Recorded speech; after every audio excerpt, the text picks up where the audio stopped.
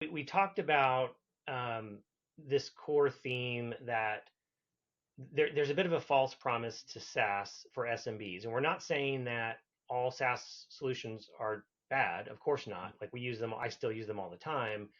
But there is a very critical missional expression of the uniqueness of a business in its data, process, workflows, etc.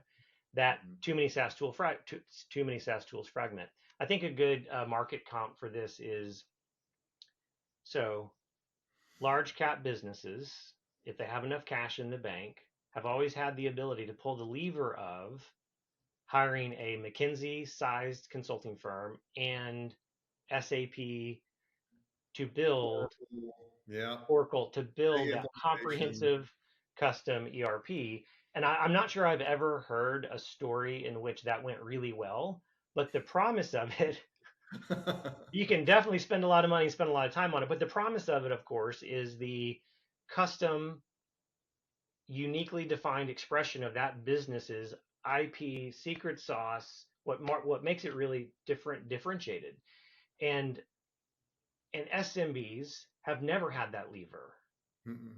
and the SaaS revolution was intended to solve that. Mhm. Like that was the vacuum it was filling. I mean, think about like index cards to Goldmine or Act, the client desktop CRM software, to Salesforce CRM. Mhm. Like if you listen to AI podcasts and other kind of trendy podcasts right now, there's a lot of conversations about the death of SaaS. Mhm. And so I think this is a similar theme. Well, Um, and I'll add too, Myers. I think it's not only that the SMBs didn't have that lever in the past, simply because of the sheer cost complexity of it all, but I think the one big difference between most SMBs and the medium to large size enterprises that try to implement those big systems is that a lot of times the SMBs haven't finished figuring themselves out.